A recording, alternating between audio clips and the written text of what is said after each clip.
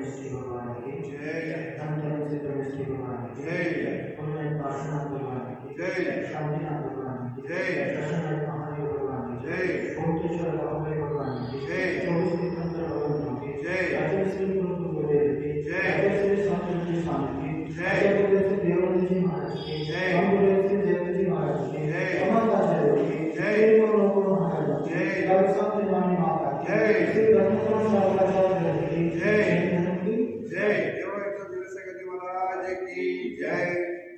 नमः श्री वर्धमानाय, नमः श्री वर्धमानाय, निर्दूत कलिलात्मने, सालोकानां त्रिलोकानां विद्यादर्पणाय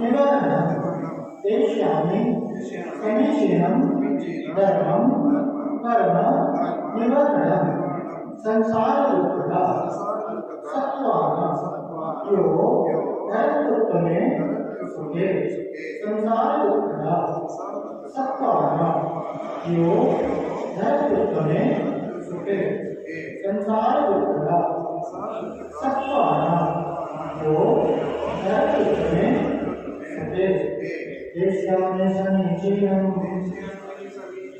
धर्मं संसार दुःखदा सत्वाना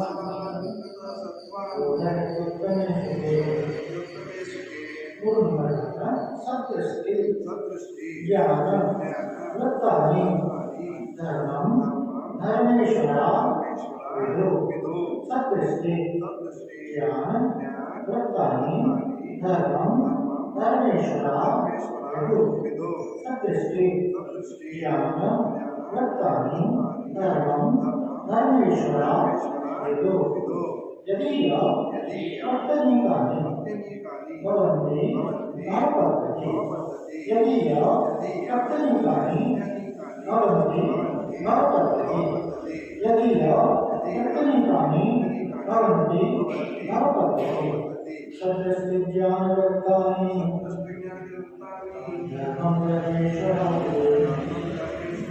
यदि कर्तनीकानि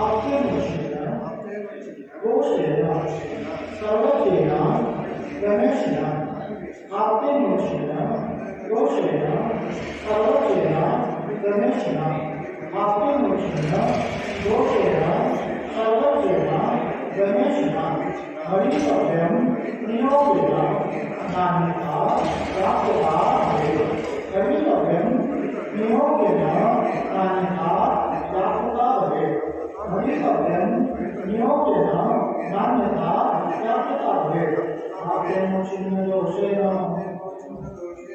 सर्वज्ञेन गणेशेन भवितव्यं नियोगेन नान्यथा भवेत् आप्तेन चिन्नदोषेण सर्वज्ञेन गणेशेन भवितव्यं नियोगेन नान्यथा भवेत् आप्तेन चिन्नदोषेण सर्वज्ञेन गणेशेन भवितव्यं नियोगेन नान्यथा भवेत्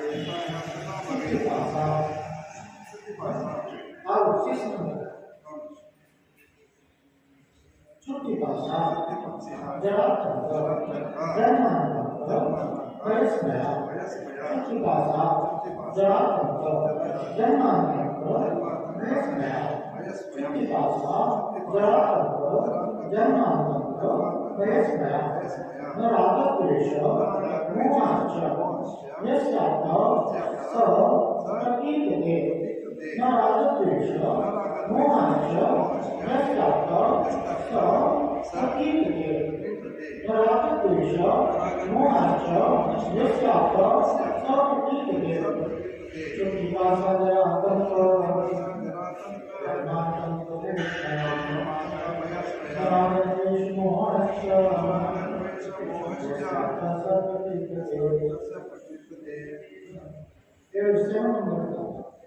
परमेश्वरी परम ज्योति विराहो विमलकृति परमेश्वरी परम ज्योति विराहो विमलकृति परमेश्वरी परम ज्योति विराहो विमलकृति सर्वज्ञोनादि मध्यांत सारो शास्त्रो परायते सर्वज्ञोनादि मध्यांत सारो शास्त्रो परायते सर्वज्ञोनादि मध्यांत सारो शास्त्रो परायते परमेश्वरी परम ज्योति सर्वज्ञोनादि मध्यांत सारो शास्त्रो परायते परमेश्वरी परम ज्योति विराहो विमलकृति सर्वज्ञोनादि मध्यांत सारो शास्त्रो परायते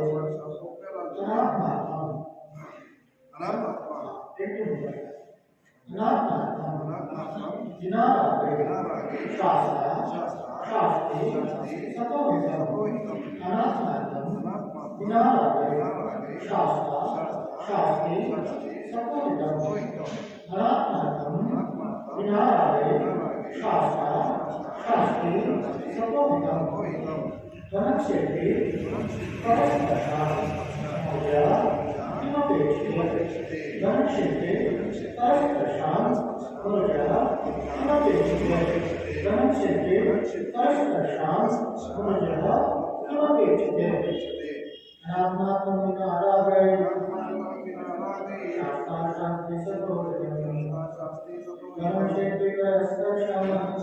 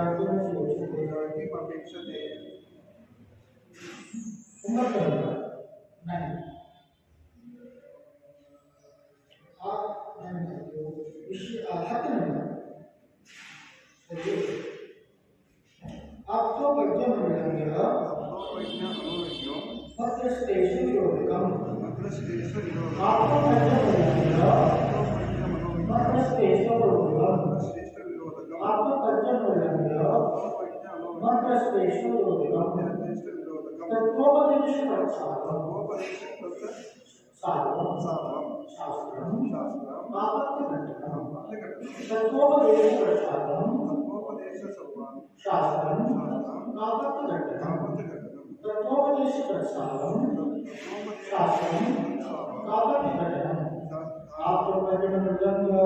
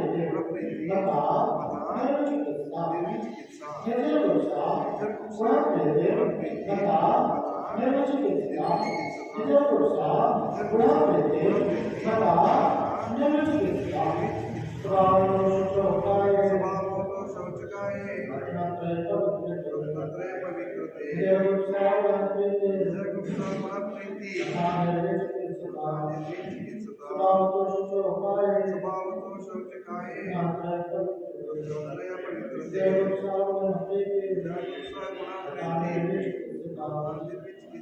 स्वभावतो शुचोपाये स्वभावतो शौचकाये ज्ञानत्रय ज्ञानत्रय पवित्रते देवोत्साहवनते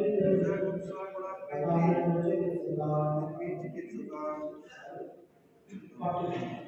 कापते कापते पति खाना खाना कापते कापते सम्मते सम्मते कापते कापते खाना खाना कापते कापतस्ते सम्मते सम्मति कापते कापते खाना कापते सम्मते सम्मति असंस्कृते गमोते गमोया रस्ते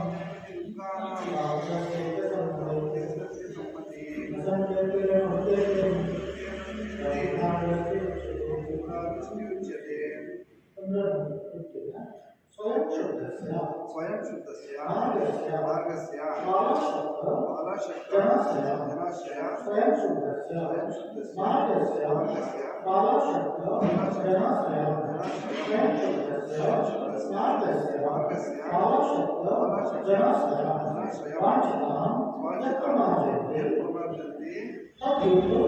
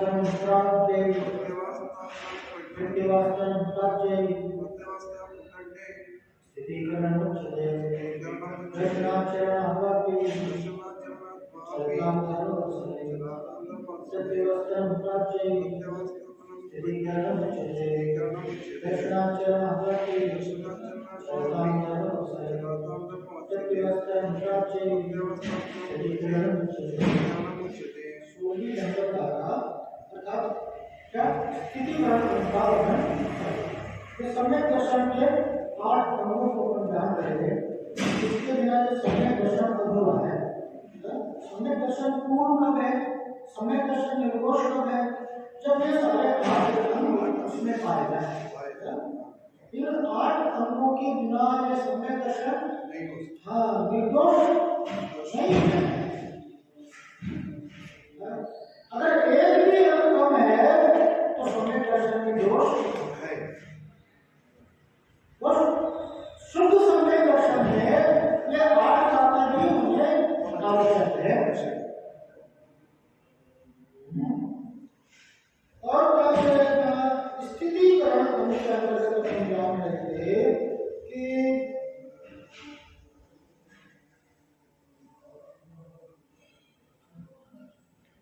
दर्शनाचरणापि चरणान्तरं वस्त्रे तत्वस्तरं प्राप्ते स्थितिकरण उच्यते। अगर कोई पुरुष पहले सम्यक दर्शन लेकर श्रद्धानी था तथा व्रत संयम चारित्र धारक था।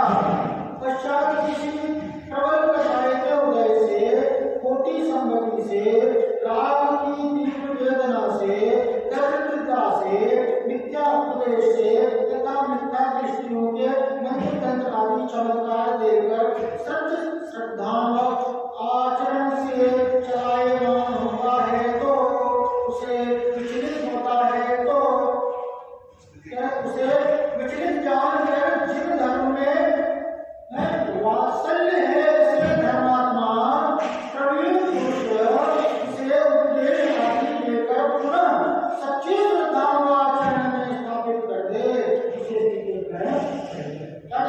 कोई पुरुष पहले सम्यक दर्शन सही सम्यक दर्शन सम्यक दृष्टि है, श्रद्धा उसकी क्या है सम्यक है, पहले है कि व्रत संयम सही चारित्र का भी ध्यान, सम्यक दृष्टि भी था, व्रत आदि भी ध्यान रखता था, चारित्र भी सब कुछ अच्छा था, सब कुछ बढ़िया चल रहा था, लेकिन किसी प्रबल कषाय के वजह से कर्म का उदय आता है कषाय की। हाँ, अब कषाय की तीव्रता जहाँ होगी तो क्या करें मोटी संगति से कषाय की तीव्रता हो गई, कर्म का हो गया तो बहुत क्रोध आदि आ गया उसके अंदर। कर्म का कुछ कह नहीं सकते ना, कर्म का जब तीव्र उदय आता है तब क्या होता है उस समय उसका बस नहीं चलता, बहुत कठिन है। ऐसे तीव्र कर्म के उदय में अपने आप को संभाल लेना संभाल पाते हैं। और कर्म के तीव्र उदय में कोई विचलित हो जाए, कषाय से सहित हो जाए, क्रोध आदि कषाय हो जाए, लोभ आदि कषाय हो जाए, राग की शादी हो जाए तो छोटी संगति क्या होता है कि संगति का बहुत बड़ा असर पड़ता है। अच्छा भला सम्यक दृष्टि था लेकिन मिथ्या दृष्टि मिथ्या आचरण, क्योंकि ये संसार में सबसे बाहुल्यता किसकी है मिथ्या दृष्टि। चारों ओर दिखेंगे आपको मिथ्या दृष्टि लोग ही दिखेंगे और जिसकी बाहुल्यता ज्यादा होती है उसका वर्चस्व भी ज्यादा। आप देखो एक ट्रेन में बॉगी फुल है, बॉगी फुल है पूरा खचाखच भरी हुई है, वहां मुश्किल से एक दो समय दो भी ज्यादा हो जाते हैं। एक समय दृष्टि मिल जाएगा तो भी दुर्लभ है। वहां यहाँ पर सम्यक दृष्टि जीव को जुगनू की संख्या दे, जुगनू समझते हैं जो चमकता है अंधेरे में कब दिखाई देता है, ऐसे सम्यक दृष्टि बहुत कम है। मिथ्या दृष्टि की संख्या अज्ञानी की संख्या ज्यादा है। ये संसार चल रहा है किसकी वजह से, अज्ञानियों की वजह से ये संसार चल रहा है। तो ये सम्यक दृष्टि जी मान लो किसी अज्ञानियों की संपर्क में आ गए, उनकी संगति को प्राप्त हो गया तो उसका प्रभाव पड़ेगा। और मेरे रात्रि की वेदना से रात्रि की वेदना रात तीव्र वेदना सताती है तो उस समय भी विचलित हो जाता या फिर दर्द के पास भाई धनहीन है अब क्या करेगा वो धर्म कर पाएगा क्या नहीं करता, मुश्किल होता है। या मिथ्या उपदेश से क्या होता है कि कोई गलत उपदेश दे दिया उनकी बातों में आते फिर तुम बेकार पड़े हो उनके चक्कर में, ऐसे चलो वहाँ लेकर के चलते हैं, वो बाबा है वो चमत्कार करते हैं, देखो तुम्हारा रोग दूर हो गया, देखो तुम्हारा ये फिर फला व्यक्ति गए थे, ये देखो कितने महंगे में फिर वहाँ जाते थे तो उन्हें मंत्र दिया बाबा ने ये किया वो किया, दुनिया भर या उस स्थान पर चले जाओ वहाँ पर बन ऐसे जाकर के ये ये पूजा विधान आदि करेंगे उनके हिसाब से तो उसकी कार्य की सिद्धि हो जाएगी। तो किसी प्रकार की मिथ्या उपदेश मतलब देना किसने देखा मोक्ष वगैरह यही संसार में सब आनंद है सुख है। इस प्रकार से उनकी बातों में मिथ्या उपदेश में आ जाना तथा मिथ्या दृष्टियों के अंग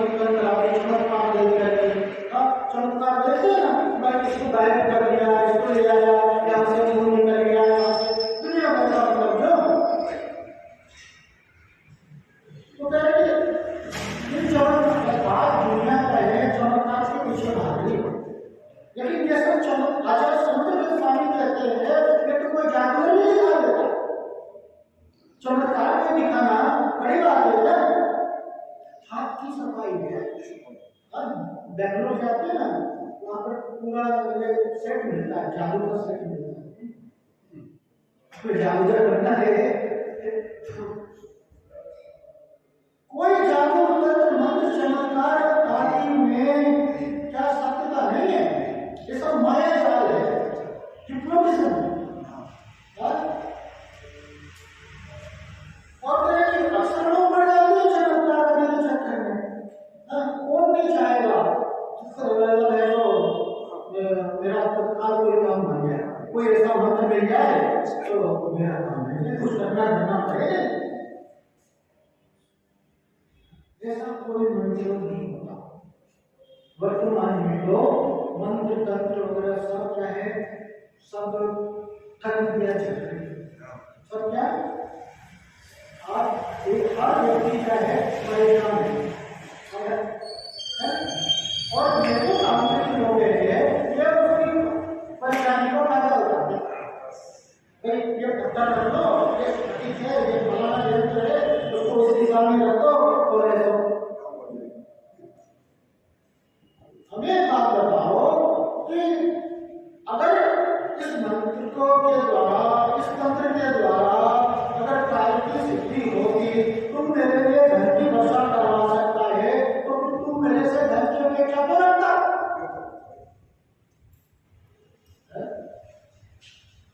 जब तेरे पास वो कला है, तेरे पास वो है जो मंत्र तंत्र आदि है,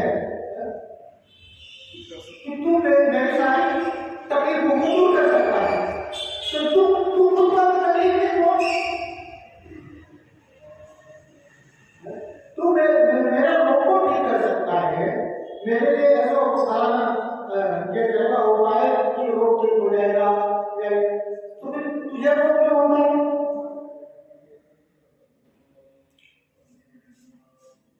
मतलब इन बातों में कुछ भी नहीं है। और होता क्या है, कड़की में आटा गीला होता है ना, एक तो पहले परेशान थे और 2-50,000 लाख जो भी है उससे भी है।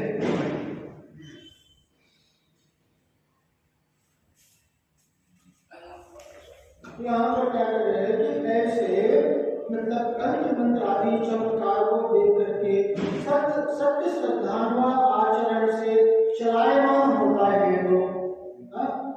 सत्य श्रद्धानुसार आप देखो, हमारे जिन मंदिर को छोड़ करके ऐसे पुण्य के वजह से जिनेंद्र देव को पा करके और अन्य माताओं के मंदिर में जाकर के दर्शन करते। और उनका सोच कैसा है, हमारे यहाँ तो क्या है, सब त्याग कराया जाता है। हमारे यहाँ जाओ, हमारे मंदिर में क्या है, भगवान क्या भी है वो सब छुड़ा देंगे बाहर। और इनका देखो, इनका कितना अच्छा है, मंत्र तंत्र दे रहे हैं, कितना भोग मिष्ठान आदि सब कुछ यहाँ पर है, कितनी अच्छी लाइटिंग सजावट है, कितना अच्छा डांस वगैरह सब, कितना आनंद आता है रावण में।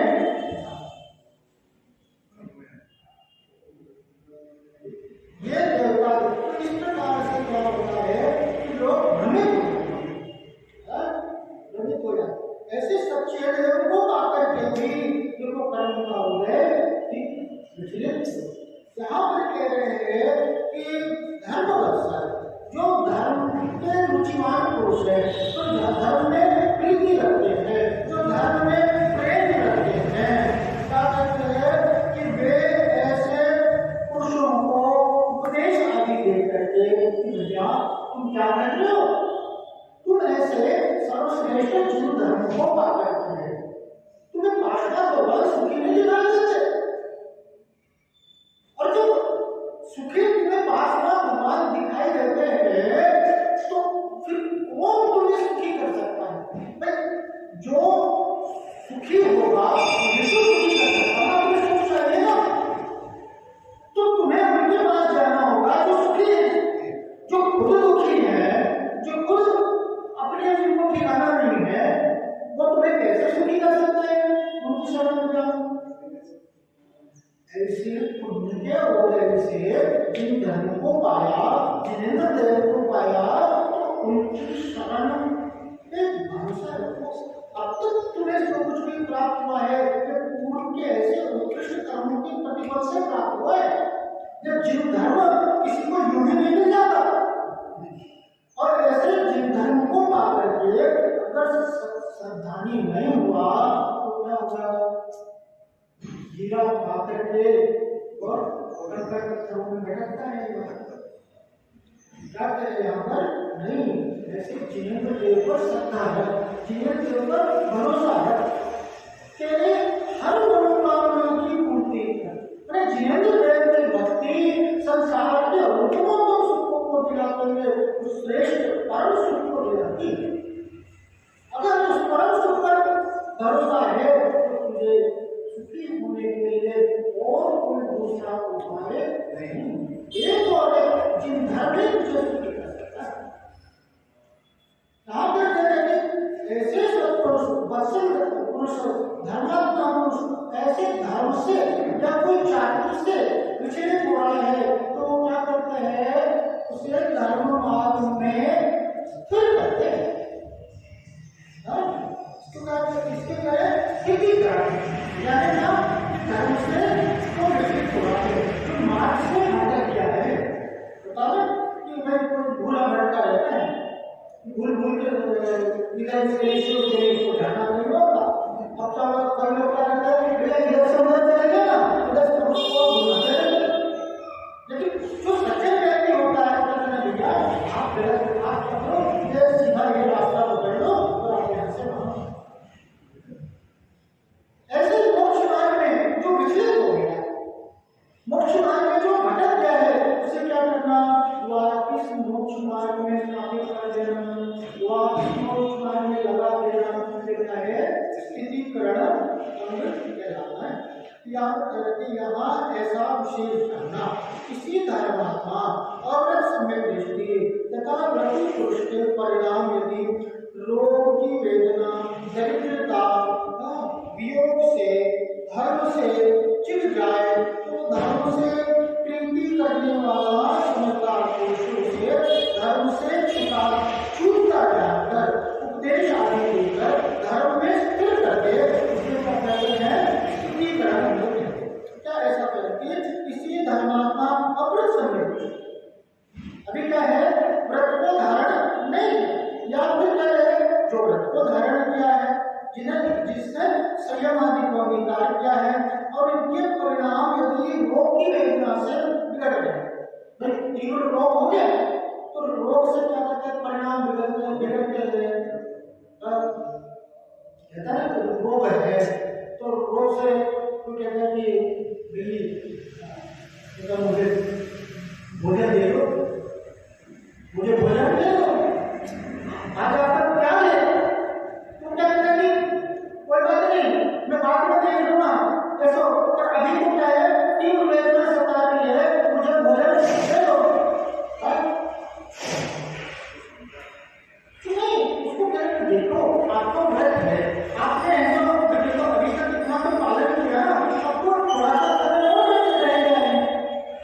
इस प्रकार से हमें क्या करना, व्रत में स्थिर करना, न कि वो भजन मांग रहे हैं क्या करना, ठीक है आप मांग रहे थे तो क्या करते, उन्हें क्या करना, व्रत में स्थिर करना, या फिर क्रोध आदि कर रहे हैं, राग में शादी कसाई तो व्रती है, संयमी है, प्रति संयमी के लिए क्रोध आदि शोभा नहीं देता है। लेकिन रोग आदि की वजह कर्म के उदय पर क्या करें कि जब वो क्रोध आदि कर रहे हैं तो उनको ऊपर और नहीं उपयोग करना। देखो आप ऐसा उनको शांति देखिए, आपके लिए क्रोध करना सही नहीं है, आपके लिए इतना राग करना सही नहीं है, आपकी क्या आवश्यकता, आपको हम है ना उनके लिए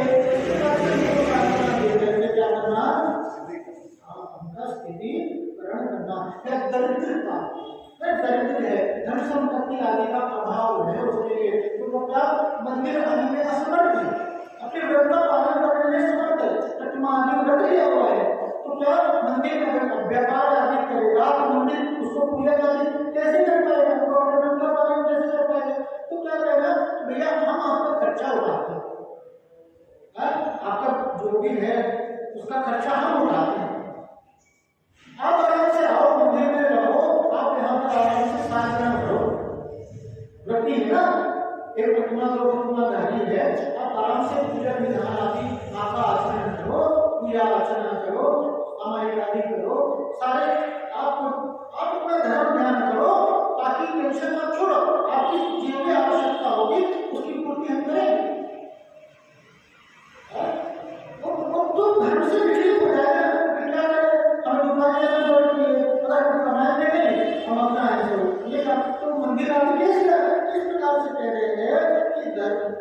चिंता या वियोग से, मतलब कुछ वस्तु या व्यक्ति का वियोग हो जाए, कोई बात नहीं, वस्तु ही तो कोई है, व्यक्ति ही तो चला गया है, तो मोबाइल या कुछ भी है या कुछ भी है, तो उसके लिए क्या करना, उसका उपाय करके उनके लिए स्थितिकरण।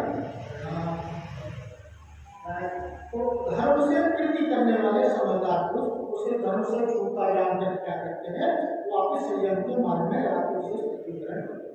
हे धर्म के इच्छुक धर्मानुरागी सुनो, यह मनुष्य भाव उसमें उत्तम गुण और इंद्रियों की शक्ति, धर्म का लाभ, यह सब बहुत दुर्लभ चीजें मिली हैं। क्या है कि धर्म के इच्छुक किसके लिए खाली बात हो रही है, जो धर्म में जिनकी रुचि, धर्म में जिनकी क्या है प्रीति है, धर्म में जिनका लगाव है, तो उनके लिए यहाँ पर क्या करेंगे, तुम विचार को करो, तुम सुनो, तो ये मनुष्य भाव और क्या करें, उसमें भी क्या ये उत्तम गुण, ये जिन धर्म, और क्या कह रहे हैं कि इंद्रियों की शक्ति, कि अभी तुम्हारी शक्ति सामर्थ्य क्या है, अच्छी है, सारी इंद्रियां काम कर रही है, आंखों से दिखाई देता है, कानों से सुनाई देता है, चलते फिरते अच्छे खासे सब कुछ वस्तुता बनी होती है। क्या करें, ये सारे मतलब इंद्रियां हैं, और क्या कह रहे हैं कि इंद्रियों की शक्ति, धर्म का लाभ, सबसे बड़ी बात क्या है, धर्म का लाभ है हमारे लिए। ऐसे स्थान में जहाँ पर न जिन मंदिर है दर्शन करने को, ना ऐसो एक दो घर है यहाँ पर, अब बताओ वहाँ पर वो अकेला व्यक्ति क्या धर्म आचरण करेगा, अपने लिए देव साथ उनका शरण मिला है, साधर्मियों का संयोग मिला है, जैसे धर्म लाभ का अवसर अपने लिए मिला है, यह सब यूं नहीं मिलेगा, इनकी दुर्लभता का आकलन करो। जब तक हमें किसी वस्तु की दुर्लभता का एहसास नहीं होगा, तब तक उसका हम कदर नहीं करते। कोई वस्तु आप बोल सकते हैं बड़ी महंगी की, तो उसकी कीमत चुकाई आपने, दुकानदार ऐसे ही कर देता है क्या,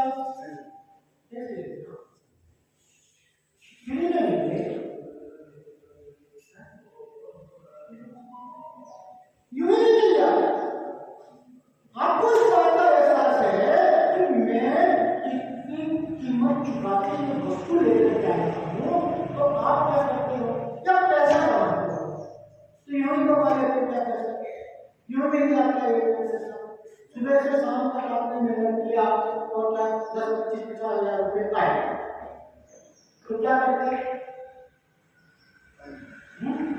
गंवाते एक एक पैसा क्या करते हैं, बहुत सोच विचार करके, क्योंकि आपको मालूम है कितनी कठिनाई से उसने एक धन कमाया है। उसी प्रकार से यह सब जो कुछ संयोग अपने प्राप्त हुआ है, हमें इस बात का एहसास नहीं, यहाँ तो क्या है कि जो आपको देखा उसको विश्वास करते ना, ये दिया तो ये पाया, लेकिन इस संसार के स्वरूप को देखो, ये जो विविधताओं को देखो, अपनी तुलना औरों से करके देखो, ये जो विलक्षणता बता रही है, ये जो तुम्हें सबसे अलग होना बता रही है, ये सिद्ध करता है कि तुम्हारे अलग कर्म है, तुम्हारे कर्म तुम्हारे लिए यहाँ तक लेकर के आए हैं, और तुम्हारे कर्म ही तुम्हारे लिए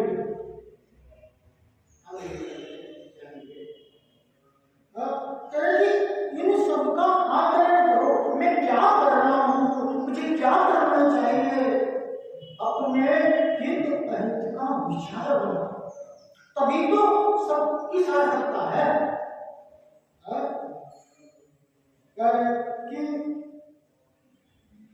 कितनी दुर्लभता से मिला, इनका वियोग हो जाने के बाद पुनः इनका मिलना अनंत काल में भी कठिन है, फिर मिलेगा कितना समय लग जाएगा, कितना समय लगा करके पाया है, और अगर गवा दिया तो कितना समय और लगेगा, इस बात का हमें अंदाजा उदाहरण दिया कि सागर ने क्या दिया, सागर ने दिया हीरा तो मिलता है क्या? सागर में अगर हीरा गिर जाए तो मिल जाएगा क्या? ये सारे संयोग कैसे है? महापुरुष अनंत काल तक मिलना। इसलिए कर्म के उदय से प्राप्त रोग योग दरिद्र आदि के दुखों से कायल होकर आत्म परिणामी होना योग्य नहीं है। क्या करें? कर्म के उदय से प्राप्त, यहाँ पर कर्म के उदय से कोई रोग हो गया या फिर वियोग हो गया, कोई वस्तु छूट जाए, कोई स्थान छूट जाए, कोई व्यक्ति छूट जाए, या दरिद्र आदि के दुख से दरिद्रता है पर ये गरीब होने दृष्टि से दुखी नहीं होता। तो ये जो अमीर गरीब स्वस्थ अस्वस्थ बुरा भला ये सारी जो होता है ये सब अवस्थाएं हैं, ये मैं नहीं कह रहे कि कायल होकर भोगोगे तो भी कर्म नहीं छोड़ेगा। क्या कह रहे हैं? कर्म का उदय जानते हैं, कर्म के योग में रह जाओगे, अगर भोगों में भोगोगे तो अगर आप उस प्रकार से अपने अंदर में हीन विचार करोगे कि मैं गरीब हूँ, मैं रोगी हूँ आदि जो कुछ भी है, तो क्या होगा? और क्या होगा? विपरीत कर्म बनेंगे और दुख के कारण इकट्ठा होंगे और उसे क्या करो? स्वीकार करो। वस्तु स्वरूप का स्वीकृति है ना, कर्म का उदय, कर्म का उदय स्वीकार, कर्म का उदय है और उदय का सदाकाल रहता है, उदय सदाकाल रहेगा। कोई गरीब है तो गरीब सदाकाल रहता है, कोई रोगी है तो रोगी सदाकाल रहता है, कोई क्रोधी रागी है तो क्रोधी रागी सदाकाल। ये सब अवश्य में है और अगर उसी के बारे में चिंतन करेंगे तो क्या होगा? कोई बढ़ती है। अगर आप अपने आप को रोगी मानोगे तो आप बताओ तो आपको स्वस्थ कौन कर सकता है? जिसने अपने आप को रोगी स्वीकार कर लिया। अब डॉक्टर क्या करेगा इसमें? और जो जानता है ये क्या है? ये तो शरीर की अवस्था है। यहाँ क्या कह रहे हैं कि ऐसे दुख के कारण, ऐसे दुखित होना, ये कह रहे हैं भोगे तो कर्म नहीं छोड़े, कर्म नहीं छोड़े। अगर मतलब और दुखी हो गए तो क्या कह रहे हैं? कर्म नहीं छोड़ेगा और कर्म बंधेंगे और धीरे धीरे से होगे तो भी कर्म नहीं छोड़ेगा। दुर्गति के कारण यह कायरता है, उसे धिक्कार हो। क्या कह रहे हैं कि धीर प्राणी से धीरज भोगोगे उसको भोगोगे तो और भी कर्म बनेंगे। क्या कहते हैं? मनुष्य जन्म का फल तो धीरता तथा संतोष सहित धर्म का क्या कर रहे? सेवन करके आत्मा का उद्धार करना है। मनुष्य जन्म की सार्थकता क्या है? मनुष्य जन्म का फल क्या है? मनुष्य जन्म का परिणाम क्या है? कि भैया धीरज को रखो, धैर्य को रखो और संतोष के बाद, संतोष के बाद धैर्य के भैया नहीं कि बड़े हम तो आराम से कोई भोग भोगे रहे हैं और क्या हम कसाई नहीं करते, बड़े शांति से भोग रहे। तो भोग तो क्या है? और संतोष को धारण करो और धर्म का सेवन करके अपना उद्धार करना है। यह भोग विलास में नहीं करने के लिए। तो क्या होगा कि वृक्ष के माध्यम धारण किया तो क्या हुआ? सारी अनुकूलता मिल गई। हमें तो क्या करना है? फ्लाइट में जाना है, हमें फ्लाइट में जाना है, हमें 5 स्टार होटल में रहना है। बड़ा उसमें कोई आकुलता भी नहीं दिख रही है। इस प्रकार से तुम भोग रहे हो ना, ये मोक्ष मार्ग है, ये साधना का मार्ग है, ये साधना का मार्ग नहीं है। क्यों क्यों व्रत संयम आदि क्यों धारण किया? ऐसे सोच के लिए आईफोन में प्लेन से नीचे कोटी तुम्हारी एक प्रतिमा है, दो प्रतिमा है। ये प्रतिमा इसलिए लिया क्या धर्म में अग्रसर होने के लिए तुम्हें पैदल चलने का अभ्यास करना चाहिए, तुम्हें गाड़ी में बैठने का कोई अधिकार नहीं है। तुम अभ्यास करो पैदल चलने के लिए, जहां अति आवश्यक है वहां पर। ये नहीं विलासिता के लिए। अगर तेरे भोगों में पड़ोगे तो तुम गुलामे में हो। वो प्रतिमा का व्रत नहीं बनता, वह कर्म और बन रहे हैं।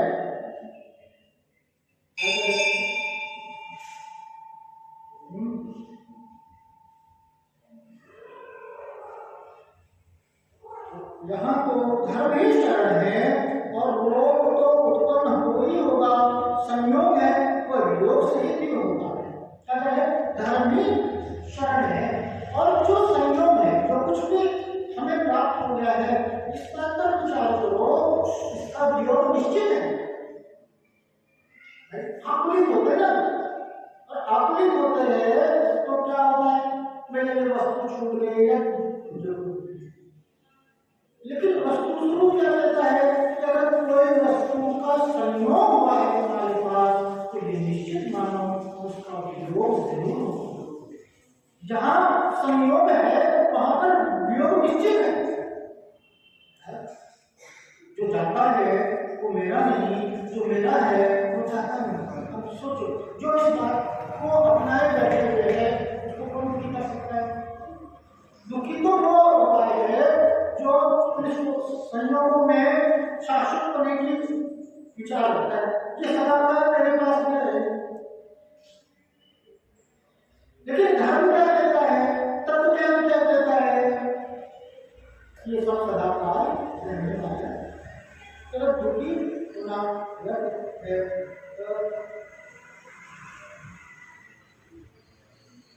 किन्हीं पुरुषों पर दुख नहीं आए, अतः अपना साहस धारण करके एक धर्म का ही अवलंबन है। दुख तुम्हारे जीवन में दुख तकलीफ है, आप विचार करो इस संसार में कौन है जिसके जीवन में दुख नहीं है? क्या श्री राम के जीवन में दुख नहीं है? कि महावीर भगवान के जीवन में दुख नहीं था? कि आत्मा भगवान के जीवन में दुख नहीं था? कैसे कैसे उपसर्गों को, कैसे कैसे कष्टों को सहा, हमारे लिए तो कुछ भी नहीं उनकी कोई। अगर तुम्हें दुख दिखाई देता है कि मेरे जीवन में दुख तकलीफ है तो उनसे तुलना करके देखो कि उनके सामने तो तुम्हारे दुख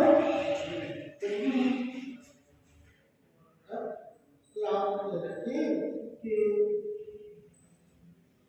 जो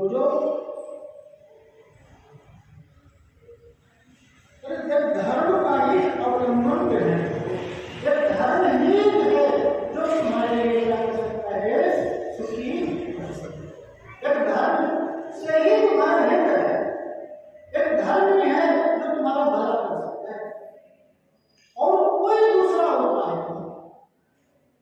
इस संसार में जो कुछ भी तुम्हें सुख अनुकूलता की प्राप्ति हो रही है उसका कारण क्या है? धर्म।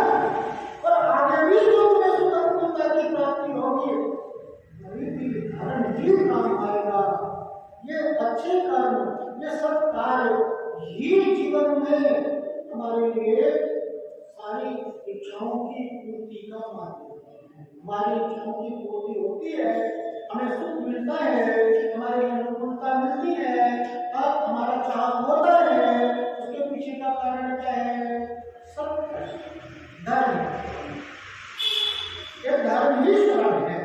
जो वस्तुएं उत्पन्न होती है वे सभी विनाश है।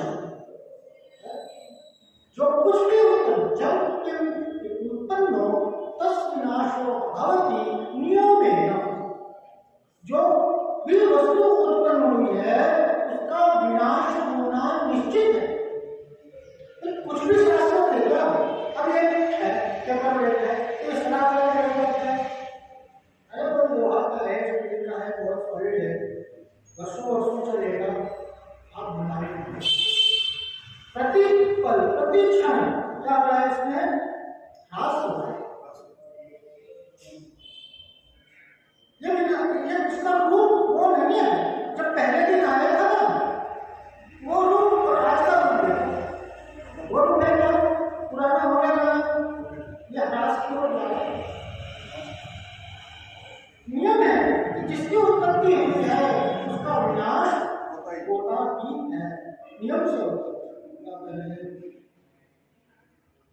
उत्पन्न होता है, मरते हैं और उत्पन्न होंगे और मरेंगे, इसका हर्षात करना विस्थापन का कारण है। तो जो उत्पन्न होता है उनका विनाश होना नियम है। तो कोई मर गया आदि जो कुछ भी हो गया, भाई बोले सब छूट गया, वस्तु वगैरह छूट गई या वस्तु नष्ट हो गया, तो कहते हैं कि जो नियम है तो इसके बारे में हर्षात करना क्या उचित है?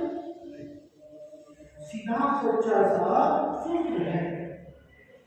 सुख और शांति का सबसे अच्छा सूत्र है कि सुख में कभी न भूले, दुख में कभी न घबराए।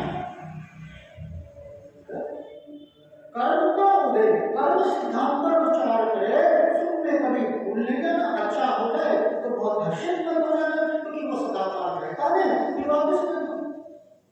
और दुख हो जाए तो क्या हो जाए? हो जाएगा। हर्ष विषाद करना वो क्या है?